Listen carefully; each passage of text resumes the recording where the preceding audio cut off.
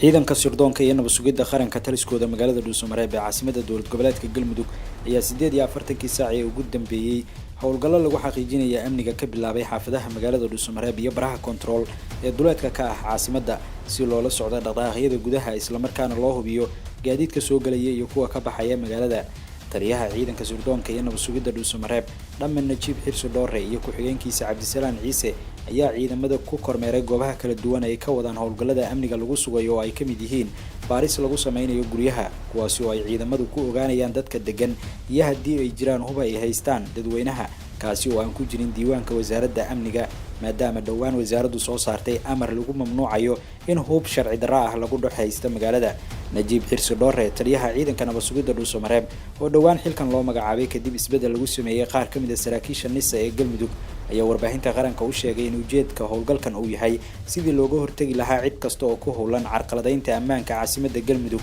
iyo sidii loo dhaqan gelin lahaa awaamirta wasaaradda amniga ee la xiriirta soo qabashada hubka sharci darrada ah iyo in magaalada laga hor istaago cid kasta oo doonaysa in ay amniga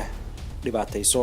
ciidamada NISA ee Galmudug oo baradheeriya ka sameystay wadooyinka howlgallana ka wada gudaha xaafadaha ayaa haatan heegankooda lagu soo beegay toddobaadyo kadib markii weerar lagu dilay askar ka tirsan ciidamada dowladda ay Dhuusamareeb ka geysteen maleeshiyaad hubeysan oo ka tirsan kooxda la baxday Ahlus Sunnah.